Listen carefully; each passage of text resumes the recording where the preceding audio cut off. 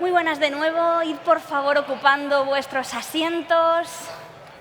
Y si habéis cogido una mochila que no es la vuestra, dejadla. Por favor. Por favor.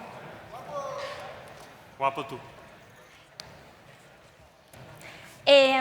Cuéntame. Antes de la presentación, yo tengo que decir una cosa que me está perturbando todo el tiempo, porque desde ahí detrás nosotros también vemos esta pantalla de aquí. Y ese logo de TechFest que no da en la puñetera esquina. No da en la esquina, tiene que dar justo en la esquina. Esto si no habéis vivido las pantallas estas que ponía DVD y que se iba moviendo y que de repente el momento en el que llegaba... ¿Cómo de viejos sois que habéis visto el logo del DVD ahí saltando? ¿Quiénes de vosotros lo habéis hecho? Ah. Entonces estaréis sufriendo tanto como yo, porque es como mi toque del día. Claro, ahora he dicho esto y nadie va a prestar ninguna atención a las charlas. Bueno. ¿Tú tenías un reto pensado? ¿Un reto? No. No. Cuando dé... Sí, lo típico. Si da justo en la esquinita, o sea, no vale que no, tiene esquina y volver, entonces... ¡Oh! ¿Nunca habéis hecho eso? No podéis hacer eso mientras Tengo haya un una vida ponente muy aquí. aburrida, lo sé. Está feo, está horrible. Que por cierto, Pablo... No, es que no me está entrando ahí ningún chiste. No me está entrando ninguno. ¿Qué? Te iba a decir Dime. que tenemos que imprimir Sí. la descripción de la siguiente charla. Has reescrito la siguiente charla con chistes nuevos. Claro. Entonces, mi problema está en que no tengo un pendrive para pasártelo. Pues no tengo buena memoria para eso. A ver, una cosa que podemos hacer, porque creo que de eso va la siguiente charla, es que te abramos el cerebro, rollo Black Mirror, ¿no? Y que podamos como almacenar Matrix, toda esa que enchufas información atrás. ahí. También es otra opción. Saca. Bueno, Black Mirror, pero sin la parte chunga. Bueno, Porque eso ya no te sabes lo que puedo Black Mirror prometer. empieza ahí, cómo mola la tecnología, tal, y luego parte chunga. Ya, No, eso está un poco falso. mejor no. A ver, el problema está en que seguramente que estos días os ha llegado un mensaje de Google diciendo que vuestra cuenta de Drive está petada, la mía también, llevo usándola desde 2008 o así, entonces ese Drive no puede más. Pero hay que buscar una solución a eso. Bueno, y para eso digo yo que para eso viene la siguiente charla. La siguiente charla, que seguro que ahí encuentras una solución. Cuéntame cosas. Pues te cuento. Vamos a escuchar la charla de María Gómez, que es estudiante de biotecnología en la Universidad Politécnica de Valencia y que tiene una gran pasión por la biotecnología y quiere contagiárselo al resto. A ver, yo cuando he leído esto me ha dado muy mal rollo. No os contagiéis de nada hoy, que está muy feo. Hoy no. ¿Vale? Y es que además 2020 nos vino un poquito mal a Irene y a mí porque íbamos a presentar TechFest. A mí no me cabe la ropa de 2020, he tenido que comprarme mucha ropa nueva, pero es una putada. Así que, por favor, contagiaos solo del entusiasmo de la ponente, de nada ¿vale? más. Bueno, tú tranquila. Ella nos va a contagiar de conocimiento porque ella está muy implicada en que la gente aprenda sobre tecnología. Ella pertenece al Google Developer Students Club de Valencia. Es secretaria en la Asociación de Biotecnólogos de la Comunidad Valenciana y hoy viene a hablarnos de la gran capacidad que tiene el ADN para almacenar cantidades de datos. Y así que vamos a ver los avances tecnológicos en este sector. Muy bien. Así que a ver qué viene, pero no haber mal rollo. No, ninguno. Hala, vámonos. Así que un aplauso, por favor, para María Gómez.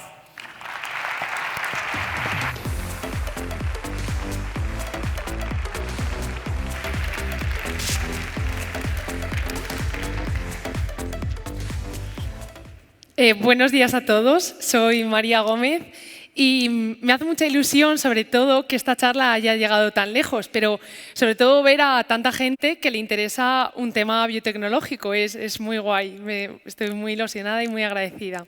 Pues bien, soy ahora mismo estudiante cuarto de biotecnología en la Universidad Politécnica de Valencia. Y bien, pues en mis ratos libres también me dedico a otras cosas que no sean estudiar, como por ejemplo ser lead de la comunidad de los Google Developer Students Clubs en Valencia y también soy secretaria de la Asociación de Biotecnólogos de la Comunidad Valenciana. Y pues como me encanta meterme en mil cosas, también me dedico a dar charlas, pero es un mundo en el que no llevo ni siquiera un año, soy bastante novata, así que espero poder estar a la altura con esta charla. Pues bien, hoy os vengo a hablar de una tecnología que no sé si alguno de vosotros hayáis oído en algún lado hablar de ella, como es el almacenamiento de datos en ADN. Y sí, ahora mismo se está explotando la cabeza a todos. Pues bien, me gustaría comenzar esta charla explicándoos la problemática que tenemos actualmente con el almacenamiento de datos, que no es poca. Y a continuación daré pie a por qué el ADN, ¿no? Que de entre cientos de moléculas que tenemos, ¿qué tiene el ADN? ¿No? ¿Por qué? Y bien, luego llegaremos a otra parte, que es la parte de la biotecnología, la que me gusta, de cómo ha hecho posible la biotecnología que puedas guardar tus fotos, tus vídeos, películas, TikToks en el ADN. Y por último, os mostraré algunos de los avances más importantes en esta área para que veáis que es un futuro, pero no tan lejano. Pues bien, son muchos los intentos por saber cómo va a evolucionar la cantidad de datos que se van generando. Y me gustaría mostraros uno como el que vemos aquí en pantalla. Actualmente nos encontraríamos entre unos 47-175 zettabytes. Pero como podéis comprobar, esto va a incrementar en alrededor de 12 años hasta 2000 zettabytes. Un crecimiento exponencial que, como podéis ver, es una locura. Y este crecimiento es lógico y podríamos relacionarlo con el crecimiento exponencial de la población. Es lógico, más gente cada vez, más dispositivos, más datos se generan, pero hay algunos aspectos que no debemos olvidarnos que también contribuyen a este incremento exponencial de los datos. ¿Cómo van a ser la aparición del vídeo de alta definición, los avances en el Internet de las cosas o las tecnologías de la información y la comunicación, así como la proliferación del análisis Big Data? Todo ello contribuye a, como hemos visto, este crecimiento totalmente disparado. Para que nos hagamos una idea y lo veamos bien, la empresa Domo en 2020 realizó un estudio. Quisieron ver cuántos datos se generaban en redes sociales, aproximadamente, por un minuto. Bien, pues en un minuto se llegaban a sumar 500 horas más de vídeo a YouTube, se llegaban a enviar hasta 40 millones de WhatsApps en un minuto y hasta 300.000 fotos más a Instagram. Es que se nos va la olla. Bien, pues una problemática también es que el usuario no es consciente de que todos estos datos hay que protegerlos de ataques y hay que almacenarlos por mucho tiempo, sobre todo en el caso de grandes empresas, grandes corporativas. Y además, la legislación cada vez es mucho más estricta, cada vez se requiere mayor protección de todos estos datos. Y esto es un incentivo más para buscar soluciones al almacenamiento de datos. Bien, uno de los problemas que preocupa también entre ellos es el gasto energético. Este estudio, publicado en la revista Nature, como podemos ver, en 2018, estimaba que en 2030, dentro de 7 años, la suma de el gasto energético de los centros de datos, de las redes, de las tecnologías de información de la comunicación y los dispositivos sumarían un total del 30% de la energía demandada en el mundo. De hecho, actualmente los centros de datos gastan el equivalente a 200 teravatios por hora en un año. Y es que este consumo energético en ocasiones es incluso superior al que tendrían algunos países en total, en todo su conjunto. Pues bien, actualmente nosotros almacenamos los datos, se han venido almacenando en dispositivos que están formados por bien cintas magnéticas o bien chips de silicio. Pero de nuevo, más problemas tenemos. ¿Qué problemas tenemos? Pues que se deterioran con el tiempo. Todos sabemos que ni un ordenador ni un disco duro duran para siempre. Además, están hechos de una materia prima no renovable y escasa. Es normal que en estos últimos años hayamos escuchado mucho sobre la crisis del silicio en las noticias. Y además, ocupan muchísimo espacio, pero sobre todo lo de muchísimo espacio en referido a los centros de datos. De hecho, el 60% de la información que se almacena en los centros de datos son los llamados datos fríos, que son datos que se necesitan almacenar, pero a los que no tenemos que estar recurriendo a ellos de forma frecuente. Y esto pues, es un problema, queramos o no. Por lo tanto, tenemos unos objetivos.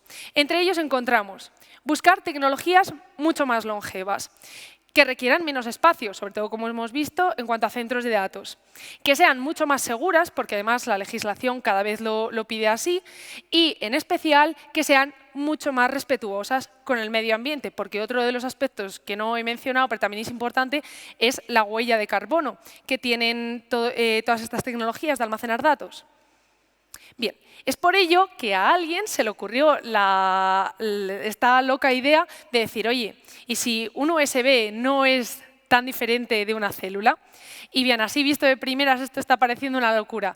Pero si nos paramos a pensarlo, no es tan descabellada esta idea, porque Un USB, su función es almacenar información, como todos bien sabemos, pero es que la misión de la célula, en concreto del ADN dentro de la célula, es almacenar información también, contiene toda la información necesaria para que la célula sobreviva y lo hace en forma de código genético, como a continuación pues ya os contaré cómo es todo esto.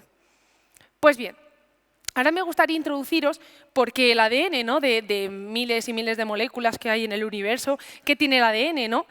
El ADN, que además podríamos considerar nuestro DNI biológico, porque el ADN contiene información desde que tengamos un color de ojos hasta que puedas padecer dentro de 20 años una enfermedad para la cual ni siquiera existe cura. En ese calibre de informaciones nos estamos moviendo dentro del ADN. Pues bien, me gustaría hacer primero un inciso y deciros que la molécula del ADN, la estructura que se conoce actualmente, fue descubierta en 1953 por Watson y Crick. ¿Qué ocurrió?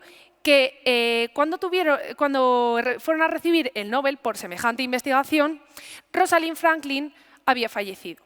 Pero Rosalind Franklin realizó una serie de cálculos y contribuciones sin las cuales no habría sido posible llegar a la estructura. Por lo tanto, siempre las ha tenido mucho en el olvido y cada vez pues, se habla más de Rosalind. Pues bien, la primera característica que tiene el ADN para ser un sistema para almacenar datos es la conservación en el tiempo. Y evidencia de ello son los fósiles. De hecho, si nos vamos a España, concretamente en Burgos, la Sierra de Atapuerca, la Sima de los Huesos, encontramos restos de homínido con hasta 400.000 años de antigüedad. Estas moléculas que se han recuperado se han conservado de forma intacta a lo largo de todos estos años.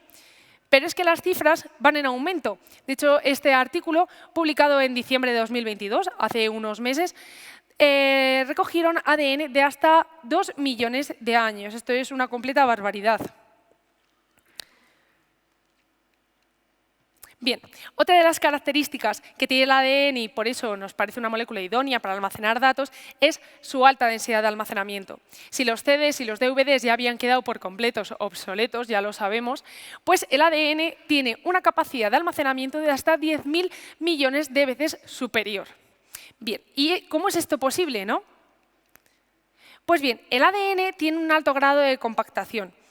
Dentro de la célula, el ADN se encuentra en una estructura subcelular a la que vamos a denominar núcleo y en una célula vamos a encontrar alrededor de 241 picogramos embebidos en un núcleo que tiene un diámetro de aproximadamente 5 micras, de forma que si lo extendiésemos en una línea recta podría ocupar hasta 2 metros, aunque ni siquiera lo veríamos por su tamaño ultramicroscópico. Hace falta una tecnología de alta definición para poder observar este tipo de subestructuras. De hecho, son muchos los intentos por calcular la capacidad teórica que tiene el ADN para almacenar información y, sin duda, el que más ha destacado de todos ellos es el último que vemos, que han determinado que el ADN podría almacenar hasta 214 petabytes de información. Para que nos hagamos una idea de por dónde anda el petabyte, pues aquí os muestro una serie de ejemplos. Un petabyte podría ser 13,3 años de vídeo en alta definición, 1,5 petabytes son todas las fotos que encontramos actualmente en Facebook y 20 petabytes podrían ser los datos procesados por Google diariamente. Y nosotros estamos hablando de 10 veces más la cantidad de datos que procesa Google diariamente, de 214 petabytes. De hecho, los más optimistas con esta tecnología dicen que si almacenásemos toda la información que tenemos ahora mismo en Internet en ADN, podría ocupar el equivalente a una taza de café. Y es que los estudios así lo demuestran. Pues bien, ahora voy a presentaros cómo el ADN guarda información. Seguramente esta foto a muchos os recuerde a clase de biología de cuarto de la ESO. Pues bien, el ADN tenemos 2 hebras y este código se basa en 4 dígitos, por así decirlo. 4 dígitos a los que vamos a llamar nucleótidos. Pues bien, estos nucleótidos se ponen en las cadenas de forma que son complementarios. Es decir, que si en una posición encontramos una adenina, en la misma posición en la siguiente cadena hay una timina. Y lo mismo ocurre si tenemos guanina, en la siguiente cadena vamos a tener citosina. A con T y G con C. Así se complementan. Se unen mediante una serie de enlaces. Esta molécula se enrolla, como podemos ver, creando una doble hélice y acabaría compactándose, como ya os he mencionado. Pues bien, aquí viene ya mi parte favorita y es donde entra la biotecnología. Porque la biotecnología no es más que el uso de la aplicación de las tecnologías sobre los seres vivos, la materia prima, para obtener de ellos un beneficio o bien modificarlos o bien aprovecharlos, sacarles una utilidad. Pues bien, los biotecnólogos nos han conformado con saber solamente el ADN y hemos querido ir más allá, como viene siendo la manipulación del ADN. Existen miles de técnicas, pero hay una en especial que me gustaría destacar, que es la tecnología CRISPR. Y no solo por el hecho de que haya sido una tecnología que ha revolucionado el mundo de la ingeniería genética, sino porque tiene algo mucho más especial que eso, y es que esta técnica apareció en España. En 1993, el alicantino Francis Mojica se interesó muchísimo por unos microorganismos que vivían en las salinas de Torrevieja, en Alicante. Las salinas, como bien su nombre indica, es un sitio con alta cantidad de sal, que es impensable para la vida. Pues había unas bacterias que vivían tan a gusto allí y él se preguntaba el por qué, hasta que consiguió analizarlas, analizó su genoma y observó dentro de él unas secuencias cortas, repetidas y espaciadas de forma regular a lo largo del genoma. Sería en 2001 cuando a este tipo de secuencias se las bautizaría bajo el nombre de CRISPR. Pero, ¿qué era CRISPR realmente? Pues bien, CRISPR es el sistema inmunológico de las bacterias. Cuando una bacteria es infectada por un virus, el virus llega, libera su ADN. De forma que la bacteria es capaz de reconocer este ADN, lo coge el ADN y lo integra en su genoma. De forma que si esa bacteria vuelve a ser infectada por ese tipo de virus, la bacteria tiene toda la información para atacar de forma precisa al virus y así pues, conseguir hacerse resistente al virus. Pues bien, esto en lo que es en la práctica, como biotecnólogo o ingeniero genético, se utilizaría de la siguiente forma. Nosotros tenemos el genoma. Pues bien, sobre el genoma vamos a encontrar unas secuencias de 3 nucleótidos que se denominan PAM. Y estas van a actuar, digamos, de una etiqueta, un saber dónde tengo que llevar mi secuencia. Por otro lado, el protospacer va a ser la secuencia que nosotros queremos cortar del genoma o insertar. En este caso vamos a hablar de cortar. Y bien, luego por otro lado tenemos el RNA guía, que como su nombre indica, actúa de guía. Este RNA guía lleva unido una Cas9. Una Cas9 es una molécula del tipo nucleasa. ¿Y qué quiere decir esto de nucleasa? Pues para hacernos una idea son unas tijeras. Literalmente unas tijeras que consiguen hacer un corte muy preciso sobre el ADN. Va el ADN guía con la Cas9, reconoce el ADN guía, el protospacer, porque tiene la secuencia complementaria y permite que la Cas9 haga ese corte preciso. Y ya, simplemente debido al corte que hace, se puede pegar de forma sencilla la siguiente secuencia que nosotros queramos meter, sin más complicaciones. Bien, todo esto se le bautizó en 2001. Pero Francis intentó contactar con Science, no le hicieron caso, con Nature tampoco le hicieron caso, y no fue hasta 2004 cuando por fin alguien dijo, ok, esto tiene muchísimo futuro, vamos para adelante. Y ahí es cuando se publicó por primera vez.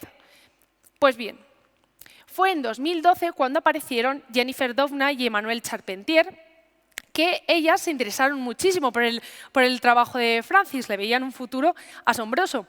Entonces, ¿qué hicieron ellas dos? Coger la nucleasa, las tijeras, y aplicarlas al resto del mundo de la ingeniería genética. Es decir, aplicarlas en terapia génica, aplicarlas en mejora genética vegetal, aplicarlas en la modificación de microorganismos en la industria alimentaria. Vamos, todo un avance que no fue menos, que consiguieron en 2020 el Premio Nobel de Química.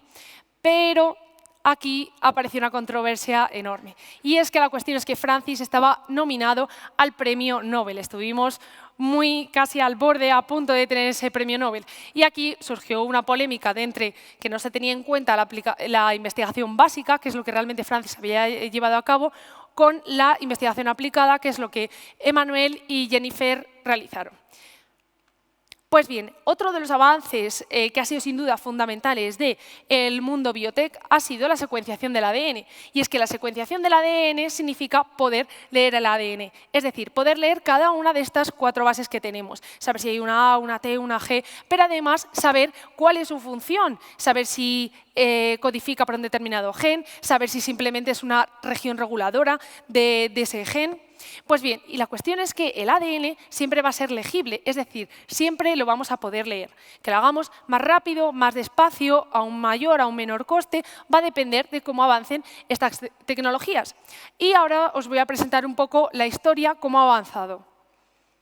Aparecieron por primera vez alrededor de 1977, destacando principalmente la secuenciación de deoxinucleótidos de Sanger.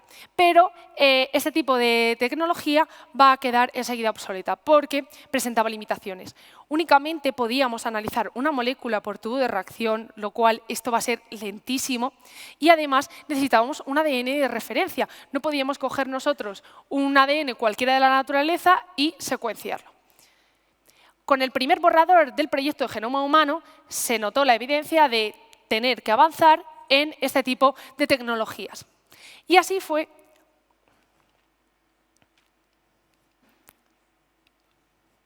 Así fue en 2005 cuando aparecieron las Next Generation Sequencings.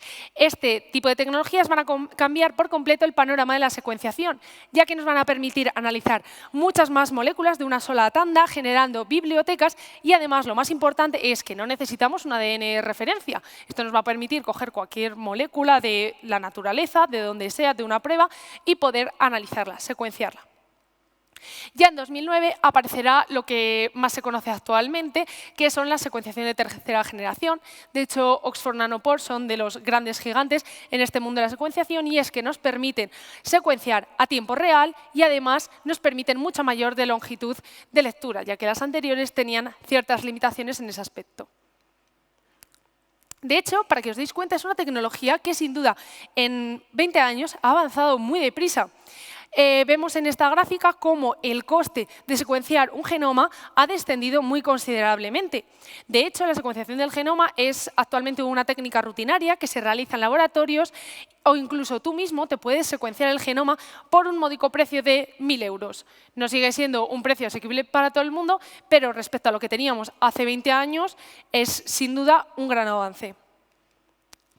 Y bien, vamos ahora a la parte, ¿no? Que es lo que todos os estáis preguntando. ¿Cómo puedo guardar yo mis fotos en ADN? ¿Qué me estás contando? Pues bien, es más sencillo de lo que parece. ¿Cómo pasamos lo primero de código binario a ADN? Todos sabemos que el código binario está formado por bits de ceros y unos. Y por otro lado, como ya os he explicado, el ADN se compone del código genético, un total de 4 letras. Por ello, sería lógico pensar que cada uno de estos nucleótidos estuviese formado por 2 bits. Como podemos ver aquí, que una adenina fuese 0,0, que una timina fuese 0,1, que una guanina fuese 1,0 y que una citosina fuese 1,1, por ejemplo. Pero, ¿qué pasa? Tenemos limitaciones a nivel biológico, a nivel de tener que leer las secuencias, y estas limitaciones son que no podemos tener homopolímeros, un homopolímero que querría decir una letra muy repetida muchas veces, y por otro lado no podemos tener un porcentaje superior al 50% de lo que serían guaninas y citosinas juntas. Es por ello que lo que se ha determinado realmente, la capacidad real del ADN, van a ser, en vez de 2 bits, 1,83 bits. Bien, ¿y cómo empezó todo esto? Todo esto empezó, que lo que ahora se conoce como almacenar datos en ADN, empezó siendo una llamada a los extraterrestres. Y sin duda a mí esta persona me parece un genio, lo admiro.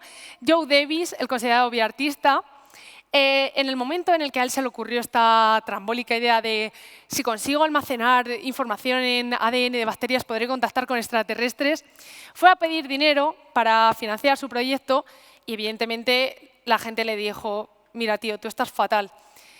Y pues oye, insistió y la policía lo tuvo que sacar del centro. Pero luego por alguna forma, por alguna razón, alguien le acabó dando dinero. No sabemos cómo. Eso cuentan las lenguas.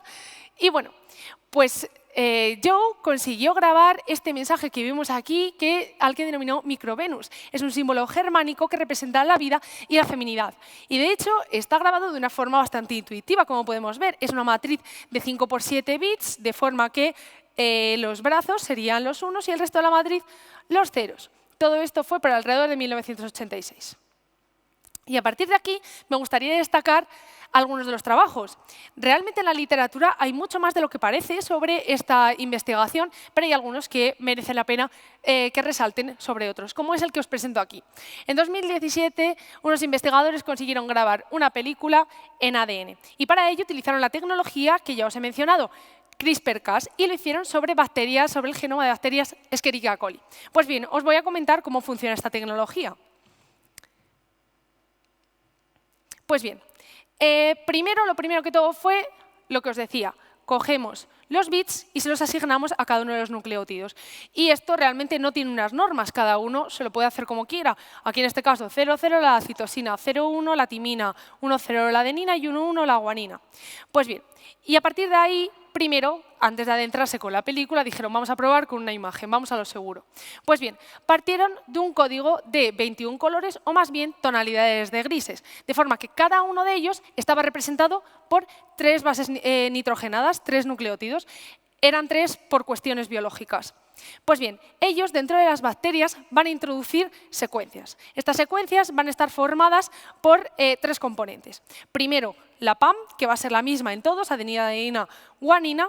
Después, el protoespaciador, que es donde vamos a tener realmente la información, este código de tonalidades de grises, y tenía una limitación de 33 nucleótidos. Y luego, entre la PAM y el protoespaciador, vamos a tener un pixet. Un pixet son una serie de 4 nucleótidos que iban a servir como una etiqueta, digamos. Pues bien, todo ello lo introducen las bacterias, pero no tenemos que olvidar que tenemos limitaciones biológicas. No podíamos tener un alto porcentaje de guaninas y citosinas, no podíamos tener regiones homopolímeras y tampoco podíamos tener la PAM, lo que iba a ser nuestra secuencia guía dentro del genoma de las bacterias, no podía estar dentro del protoespaciador, porque si no, no iba a funcionar. Y aquí es donde llega la magia de la biotecnología. Y lo que hicieron a continuación fue coger estas secuencias y meterlas en bacterias. Y aquí viene, como os comento, la parte guay. Una ventaja que tenemos los biotecnólogos, a diferencia de otros ingenieros, es que trabajamos con material infinito.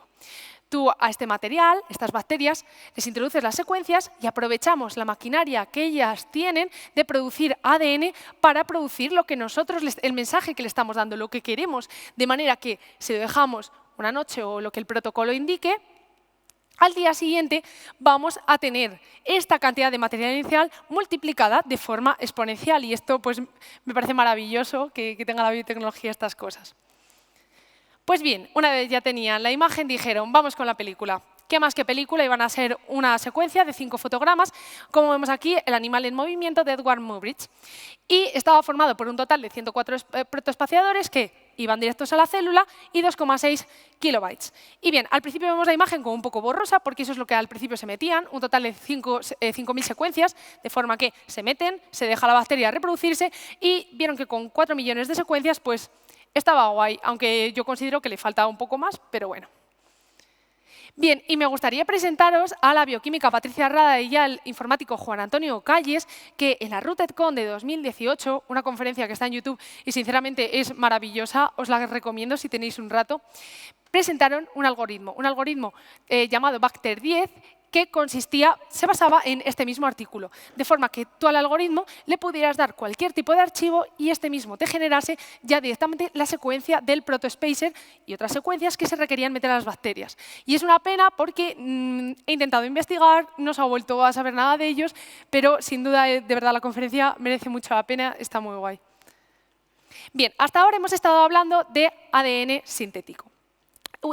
De ADN en bacterias.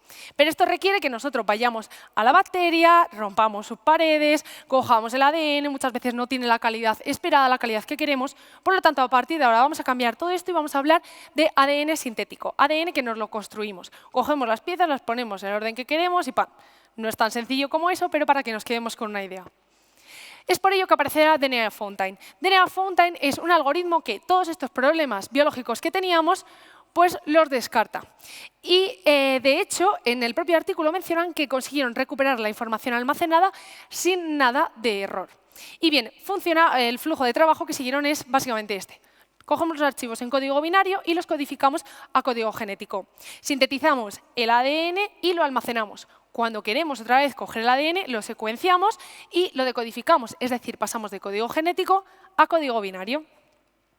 Consiguieron almacenar un total de 2,4 megabytes, consiguieron introducir esta película de los hermanos Lumière, el mensaje visual de las placas Pioneer, un sistema operativo por completo, un virus informático, una tarjeta de regalo de Amazon y un texto del matemático Carl Sagan.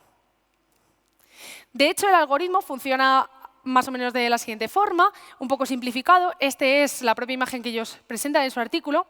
Parten de la secuencia en códigos de código binario. La segmentan en trozos de 4 bits. Y a cada uno de estos segmentos le ponen una semilla, o vamos a llamarlo mejor etiqueta, de forma que a la hora de reconstruir el mensaje sepamos dónde iba esa secuencia. Y al algoritmo le van a dar las órdenes de que no queremos alto porcentaje de guaninas y citosinas y no queremos regiones homopolímeras. Y de aquí ya pasábamos a la codificación. Bien, todo esto que estamos viendo se lleva a cabo en laboratorios. Y se tiende a presentar los laboratorios pues como en Parque Jurásico, ¿no? Que está súper limpio, es perfecto, es maravilloso, todo el mundo tranquilito haciendo sus cosas. Pero a mí me gusta más compararlo con el capítulo de The Office en el que Dwight decide quemar la oficina porque estamos casi apagando fuegos cada 2×3, cada 2×3 hay un problema. Así que esto sí que es la realidad de los laboratorios y no Parque Jurásico. ¿A dónde voy con todo esto? Pues a deciros que en 2019 investigadores del Laboratorio de Sistemas de la Información Molecular y contribuidores también con Microsoft crearon el primer disco duro de ADN. Y esto no solamente nos permitía no disponer de tanto personal cualificado, reducir reactivos, sino construir un sistema automatizado y, sobre todo, ganar reproducibilidad en nuestros resultados. Y es básicamente lo que vemos aquí, un tamaño de sobremesa con una serie de compartimentos y dispositivos. En total eran 3 módulos. El módulo de codificación y decodificación, que es como lo que ya hemos mencionado ahora, básicamente. Luego el módulo de síntesis, de forma que los reactivos se disponían en matraces y de forma automatizada iban saliendo. De hecho, tendremos también 4 matraces, cada uno con los nucleótidos, adenina, guanina, citosina y timina. Y por último, el módulo de secuenciación, en el que me gustaría pues, meterme un poco más, porque sin duda es apasionante. Para secuenciar utilizan este dispositivo, para que os deis cuenta cómo ha avanzado la tecnología de secuenciación. Y es un dispositivo que se llama Minium, es súper intuitivo el nombre, la verdad, como podemos ver, desarrollado por el gran gigante de la secuenciación Nanopore. Resulta que este dispositivo, de tamaño bolsillo, simplemente tú coges tu muestra, de donde sea, del campo, da igual. Haces un sencillo protocolo, de hecho yo lo he realizado, lo he utilizado y no tiene nada del otro mundo que no se haga de forma rutinaria en un laboratorio. Lo conectas con un USB al ordenador y mediante el software que te incluye el paquete de Minium, en cuestión de minutos tienes todas las secuencias analizadas que podías encontrar en un genoma que estaba por ahí, por el suelo, por la ropa, por la mano, daba igual. Y bien, y es que tiene numerosas ventajas. Nos permite, ha aumentado muchísimo la capacidad de lectura, hasta 50 gigabytes. Nos permite, sobre todo, una secuenciación en tiempo real. Esto nos permite operar desde cualquier sitio. Esto ha sido una ventaja, ha sido uno de los grandes avances en lo que es la investigación biológica. Podemos operar desde la Antártida, desde el desierto. Tiene un tamaño de bolsillo, que eso también es lo que nos interesa. Y no tiene un precio tan descabellado, la verdad. De hecho, los más asequibles andarían por $1.000. $1.000 para lo que es equipo de laboratorio no es nada caro. Bien, para que veáis que esto además es una realidad, que no estamos hablando de futuro ni nada, en 2020 se creó la Alianza del Almacenamiento de Datos, con el fin de proteger esta idea porque confían en ella y estar puestos al día en los avances. De hecho, encontramos a grandes empresas, como pueden ser Microsoft, Western Digital, dedicado al almacenamiento de datos, Illumina, también junto con Nanopore, una de las grandes empresas dedicadas a secuenciación, o Twist Bioscience, dedicada a la síntesis de ADN. De hecho, me gustaría destacar 2 empresas de esta alianza.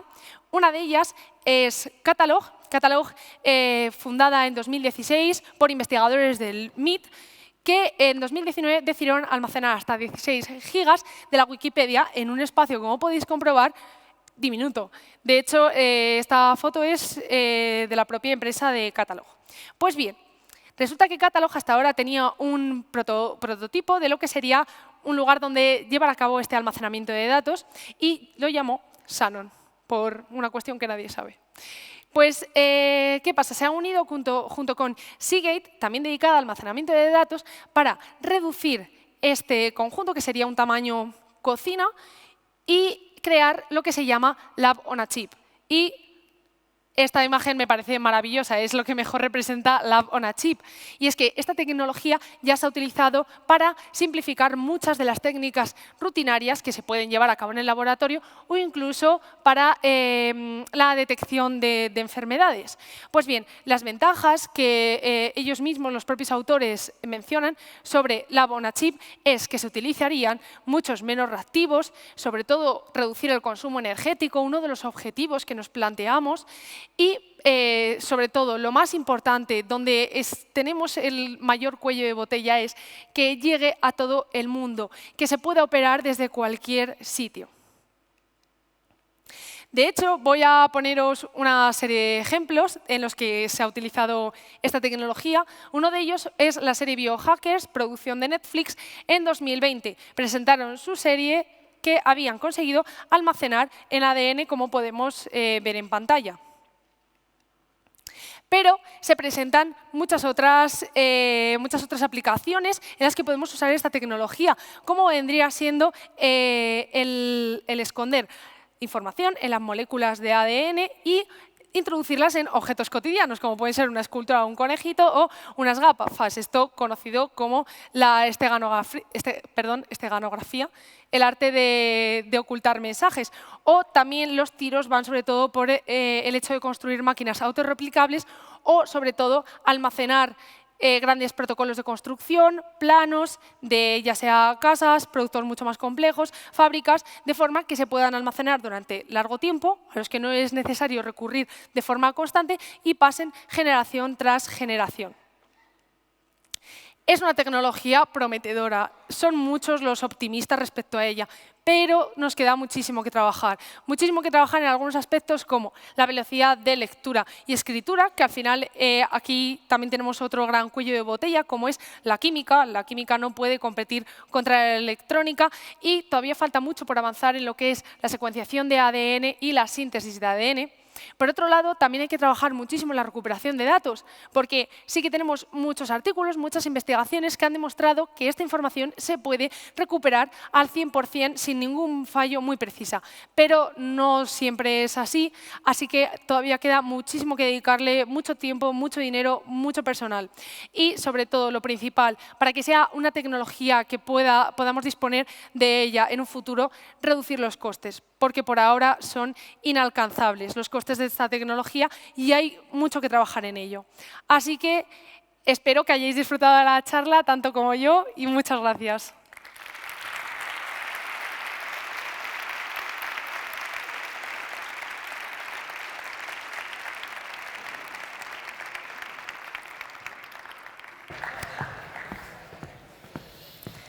Pues muchísimas gracias, qué bien. Muchas gracias. Yo quiero que me confirmes una cosa que preguntan desde el público. Si tienes las diapositivas, las tienes almacenadas en tu ADN.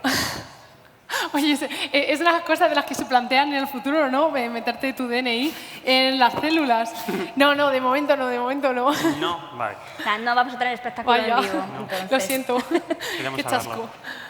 ¿Alguna pregunta más? Sí, por aquí tenemos una pregunta. ¿Alguna más va a haber? Ya lo vamos mandando a correr a la persona con el micrófono. ¿Y arriba? Venga, adelante. Sí, tenía curiosidad por saber un poco cómo es esa lectura del ADN, porque, bueno, ya acabas de mencionar que es por química. ¿Eso supone un desgaste sobre el material de ADN? ¿Se degrada con cada lectura? ¿Se tiene que sustituir o es muy duradero? Vale. Hay otra de los aspectos de la biotecnología que no he querido comentar pues por tiempo, porque me podría estar toda la mañana hablando, y es que nosotros podemos duplicar el material, ¿vale? Con una técnica que se llama reacción en cadena de la polimerasa o comúnmente PCR. La PCR, que todos conocemos, la PCR no es el palo, la PCR es duplicar el material. En eso consiste, tú partes de una secuencia, haces una reacción, el proceso de laboratorio, y tienes, tras varios ciclos, tienes millones de secuencias idénticas. Eso es hacer una PCR. Entonces, ¿qué pasa? Que tú vas a hacer una secuenciación, tú previamente has hecho una PCR, de forma que tienes varios stocks. Y de hecho la PCR es una técnica que está ya muchísimo más que investigada. No, es muy precisa, no tienes fallos, recoges las copias con la misma exactitud. Eso ya es una técnica rutinaria, prácticamente. Entonces, por eso, tú cuando mandas a secuenciar esa muestra ya se tira, pero tienes stocks de la muestra original. Gracias. ¿Alguna otra pregunta? Tenemos una ahí Allí arriba y arriba otra hay allí. una. Venga, ¿Y por aquí alguna más? Pues tenemos que mandar a alguien. dale. Allí, sí. Y ahí va llegando el micro a la siguiente. Vale. Vale, yo a raíz de esta pregunta me surge también si hay alguna dificultad relacionada con que entiendo que esta lectura y escritura genera residuos y necesita materiales. Es decir, si se van a emplear elementos químicos, supongo que esos elementos químicos son de un solo uso, ¿no? Y habrá que reponerlos y al mismo tiempo ese ADN que se ha leído supongo que habrá que descartarlo. Entonces no sé si esto tiene alguna consideración o... Se generan residuos y se gastan residuos. El problema es que para hacer una PCR partimos de un volumen de 20 microlitros. O sea, estamos hablando de unos volúmenes que te quedas ciego al verlo casi, después de ya llevar muchas. Entonces, ¿qué pasa? No estoy tampoco segura de si los reactivos que se generan debido a estas PCRs no son tóxicos, eso te lo aseguro, porque no es algo con lo que tengamos que trabajar con guantes o con protección. No son tóxicos, pero tampoco no estoy segura de si realmente tiene un impacto, ¿no? No, la verdad que te puedo contestar, pero a medias, porque es verdad, de la parte esa de si... Yo te diría, es mera opinión, no estoy segura, yo creo que no. Vale, Tenemos gracias. una por allí y luego ve pasando por allá el micro. Sí, allí. No sé, ahora se oye. Nada, mi pregunta va sobre, yo trabajo en un laboratorio biológico con datos muy grandes y cuando has hablado del Lab on a Chip, no sé muy bien en qué proceso se podría aplicar esta metodología, o sea, aparte de almacenar a lo mejor los datos que se obtienen en el propio laboratorio, hay procesos, no sé qué hace el Lab on a Chip en concreto. No es con una tecnología de la que tenga yo toda la información, pero el Lab on a Chip, como hemos visto, el disco duro, que tenía un tamaño sobremesa, lo que se pretende es esto llevarlo a un chip. Cada uno de estos módulos, los 3 módulos que teníamos, automatizarlos dentro de un chip. No sé si esa era tu pregunta. Bueno, mi pregunta iba más en que si sirve para almacenar datos que se generan en un laboratorio, posiblemente, o si también se podrían hacer experimentos en el propio chip. Sí, va más bien de cara a hacer los experimentos ahí. O incluso, sobre todo se está enfocando lo del Lab on a Chip ahora actualmente a como lo que es hacer una PCR, que seguro que lo sabes, lo que requiere en el laboratorio, pues hacerla en un chip, ¿no? Empieza por eso, lo que pasa es que ellos han planteado esta idea de si se puede hacer se está desarrollando una PCR en un chip, ¿por qué no también el almacenamiento de datos? Ok, gracias. Nada. Por allí había otra. Hola, buenas. Nada, muy interesante la charla. Gracias. Yo quería comprender un poco más, porque has hablado del algoritmo cuando codificaba de los bits a lo que serían a código de lo de las células, que lo que hacía, o sea, lo que le decías una vez que ya lo tenías pasado de A, C, G y todas esas cosas, le decías, pues tanto porcentaje me vas a quitar de Gs, por ejemplo. Me lo estoy inventando porque no me acuerdo bien. Y luego, en el algoritmo de codificación, ¿cómo lo hace para saber ese porcentaje que ha quitado previamente, dónde volver a colocar y todas esas cosas? Pues me has pillado un poco. Es decir, porque son aspectos que a mí muchos se me escapan. Muchos se me escapan porque no tengo los suficientes conocimientos o los suficientes conceptos respecto a lo que es más la parte informática. Entonces, me he leído el artículo, doy fe, 1000 veces. Hay cosas que no logro entender y se las pido a la gente, por favor, explícame esto, no lo entiendo. Y son cosas de las que yo, aún dando esta charla, sigo teniendo muchísima curiosidad porque no logro, se me van de las manos, no logro del todo entenderlas. No, lo siento. Bueno, Nada, muchas pero te gracias. podemos seguir para que cuando tú por fin te enteres nos lo vuelvas a explicar Dentro de 10 años y te llamamos vengo. para otra charla y nos lo sigues explicando, ¿no? Y No hay lo que tú problema. aprendes nos lo traduces a los mortales, aquí que hablamos de cosas sencillitas. Se llama DNA Fountain el algoritmo. Enseguida lo encuentras, si tienes el Nature, lo puedes buscar. Por si te interesa más y si tú lo entiendes. Vale, muchas gracias. ¿Alguna pregunta más? Aquí Tenemos hay una, una aquí, aquí sí. hay una. A ver si conseguimos que aquí en voluntario mandamos corriendo. En este momento lo está consiguiendo sin tropezarse por la escalera, así que podemos darle un aplauso. Ha conseguido correr hasta arriba, volver y además estamos haciendo tiempo para que llegue hasta la pregunta. Buenas. A mí me queda un poco la curiosidad el tema de los soportes físicos en los que se puede almacenar este ADN sintético. Entiendo que una solución en un laboratorio a una temperatura estable, con otros líquidos, etcétera, seguro, pero de ahí a un soporte portátil, por ejemplo, como un USB que nosotros podamos llevar de un sitio a otro, ¿a qué distancia estamos? Gracias. De nada. El ADN es una molécula altamente estable del palo que los fósiles se están en condiciones, están en rocas a muchísima presión, a unas temperaturas ya pueden ser muy grandes, muy tal, y yo creo que sí que se podía tener el ADN en una solución como en el USB. No sabría tampoco mucho contestarte, ¿eh? O sea, te puedo dar mi opinión o lo que yo creo. Yo creo que sí. Que aunque, no sé, se me escapa. Es que no quiero tampoco decir cosas que no sean, ¿sabes? No sé, me queda un poco la duda. Que está más lejos la interfaz de conexión con el exterior que el propio almacenaje de la información en el interior, ¿no? Entonces, pues sí, es que el problema es que es una tecnología, pero hay que ser optimistas, pero con respeto y con cuidado, porque al final todavía queda mucho por avanzar en cuanto es al tema de que es biología y que es química. O sea, ¿Y sabes si existe algo así, algo práctico que se pueda llevar de un sitio a otro y que funcione bien o todavía no está en ese estado? Todavía creo, si no lo digo mal, que todavía no existe algo como tal de que una persona pueda llevar, no llevo un móvil, llevo mi ADN. No, creo que no, pero bueno. Perfecto, gracias. Pues muchas gracias. Bueno, María, muchísimas gracias. Muchas gracias. Ya puedes salir. Gracias, corazón. Os recordamos que toda esta gente que está aquí hablando hoy en TechFest le tenéis al alcance de un mensaje directo que seguro que están encantados de que si os ha quedado algo por decir o algo que comentar o queréis expandir, podéis hablar con ellos, mandaros un mensaje y contactar, porque si se han venido aquí a contarnos esto for free, seguro que están para contaros cosas.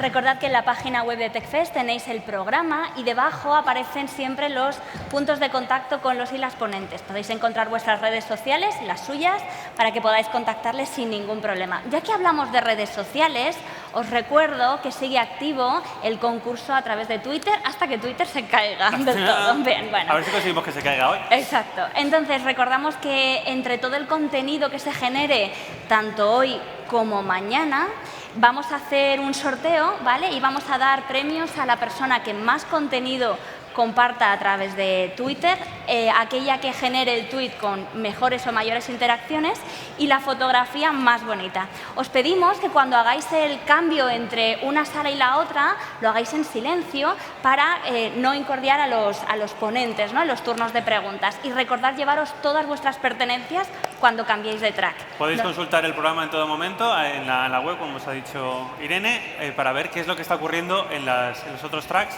Y a la gente que estáis en el streaming, pues ya sabéis, podéis iros a otro canal y veis lo que vais ahí zapeando, lo que va ocurriendo en otros tracks. Pero aquí os queremos mucho. Eso, ¿vale? quedaos con nosotros. Muy bien. Muchas gracias. Nos vemos en un ratito con una charla que seguimos hablando de Medicina bio. y de bio. De Muy bio. bien. Nos Así vemos que, ahora. hasta ahora. Gracias.